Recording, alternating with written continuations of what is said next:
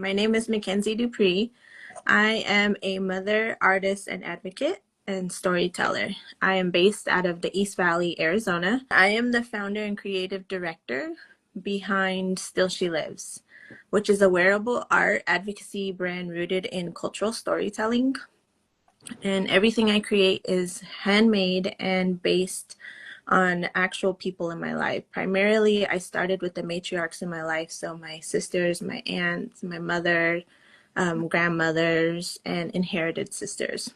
And then I kind of brought in my influence and inspiration into other family members. But all people I actually know, and who have inspired me to not so much tell the story for them, but really just carry them and honor them. So each piece carries a part of who I am and is never separate from my identity as an Indigenous person. I'd been in advocacy for over 11 years prior, and it was all volunteer based.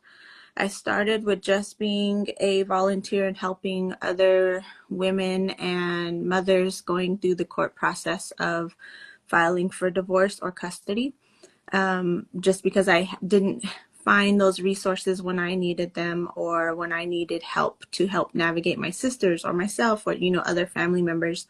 You really are in that fight alone. And legally the court cannot advise you on what to do. So I decided to educate myself at the law library and start helping other women do the same thing, because no one will tell you that those options are available. They kind of just hope you don't figure it out and you hire a lawyer. So you can represent yourself in all of those sectors of family court. If you're educating yourself and really just kind of doing research on how to do that or how to show up for yourself. And it's important because we have to know the laws that we're going up against. I mean, in general, obviously right now the climate is absolutely screaming that, but more so when we're mothers and adults fighting for our rights or the rights of children, we need to understand the laws in order to advocate for ourselves. So we are our first advocates. And a lot of programs back then did not exist the way they do now, nor the support. So I was solely volunteer based before, and then I got a job with a couple tribes and representing them and advocating for women and children of domestic violence. So always in that sector of advocacy. And it wasn't until 2000, advocacy as a profession, as well as, it was just always been a passion of mine.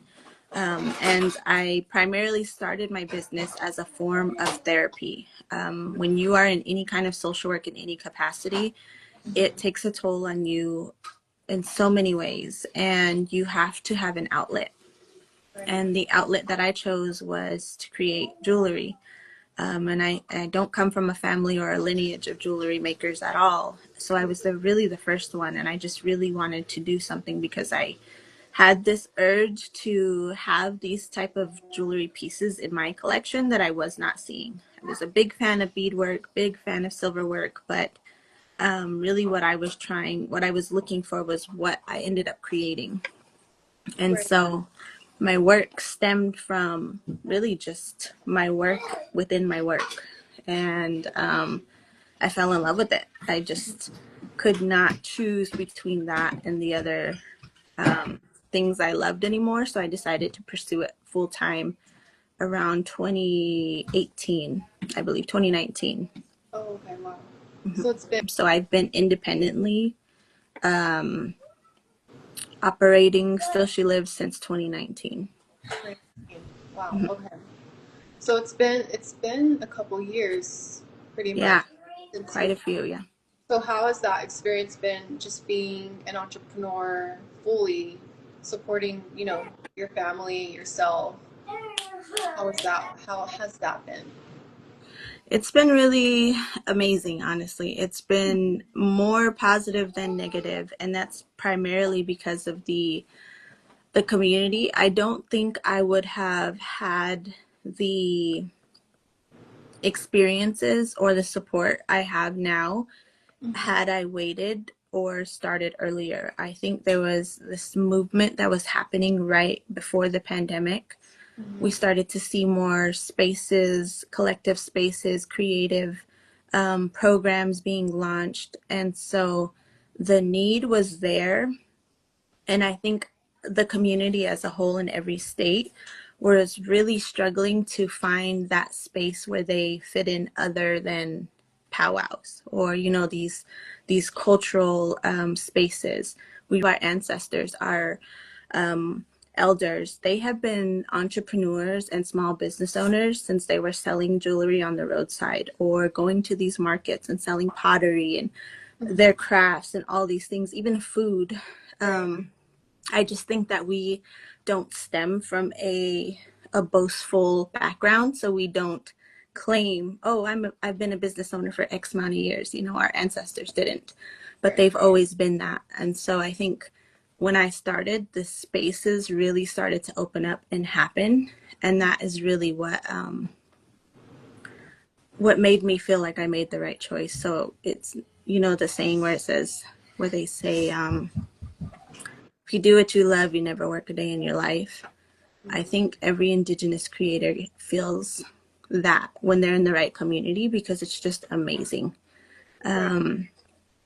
Because it's like you're working with your own relatives in these spaces of art shows, galleries, all these other things, and your identity isn't questioned or challenged. And storytelling is a big part of our background and history, but Mm-hmm. it also keeps us current in current times because our stories are not being taught or told the correct way or even spoken about. And so I think the more I am vocal and verbal, which used to technically be taboo in Indigenous homes, where we are told as young adolescents, like, oh, we don't talk about that, or there's certain things, even cultural things. I'm multi-tribal, so I come from uh, different tribes where one thing might be taboo in one and the other it's totally okay.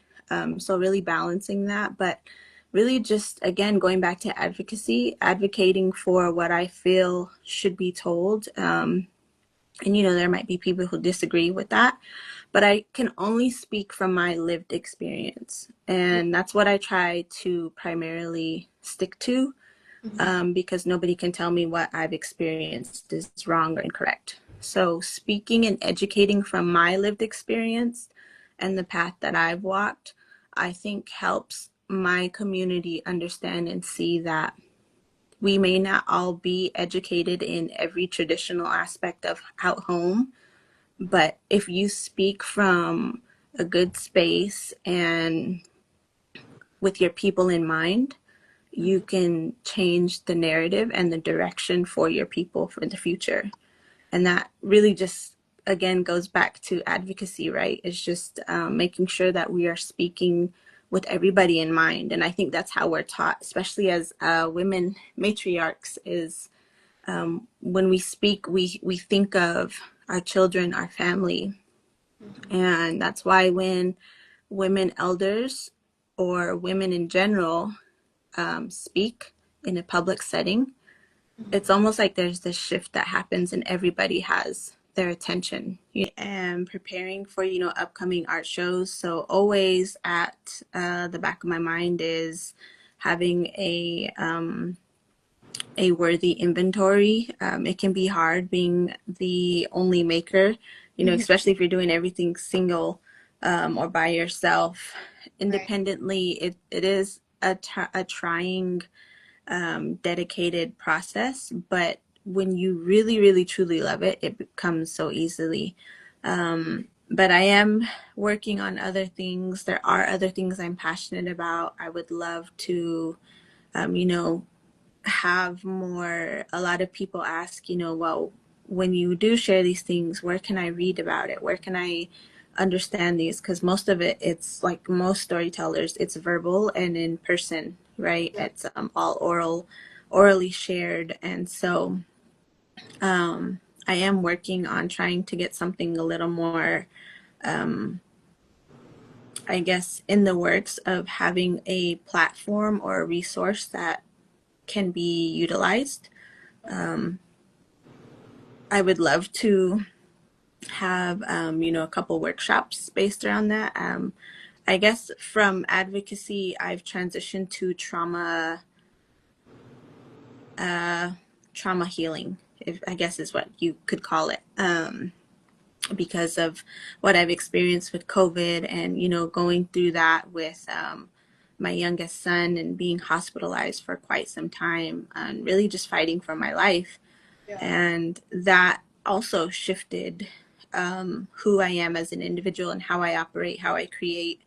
I think a lot of it is when I share those stories, a lot of people from our community feel kind of like a sigh of relief, like, wow, there's these people that are doing things in the world that are creative or that are getting these highlights, and they're human. They go through these troubling times and they're just like the rest of us. The struggles and trauma healing and generational curses and all these things that we can tend to feel like only stick with us as Indigenous people.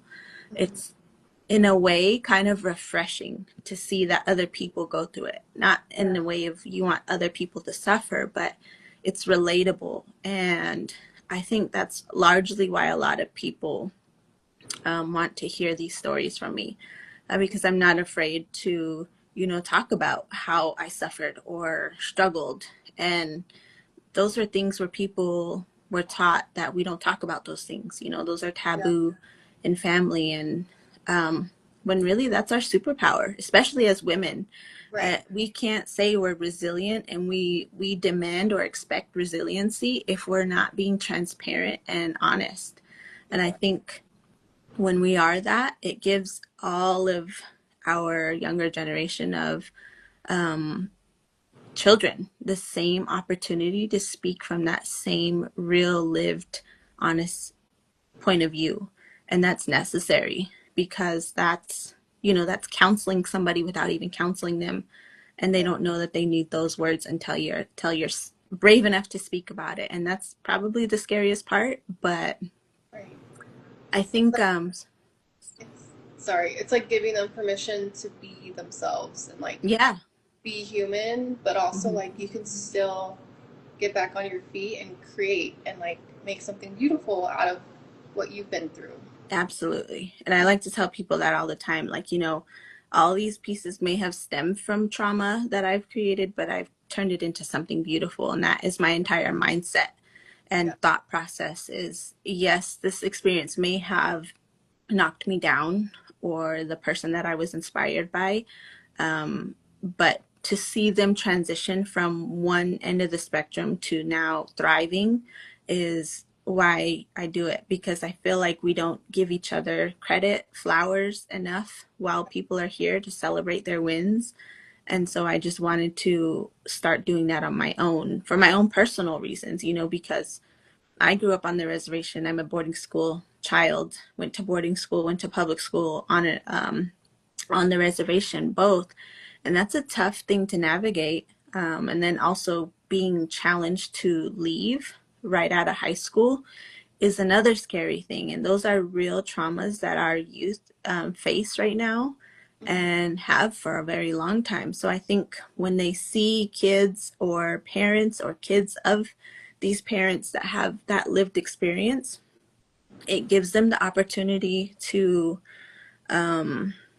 find it within themselves, because they may not have that support system at home or encouragement to, pursue those opportunities to leave home or to write a book or, become a lawyer to advocate for people, all these things, organizations. And we have to start somewhere, and planting the seed is by just sharing, knowledge or encouraging each other to speak up.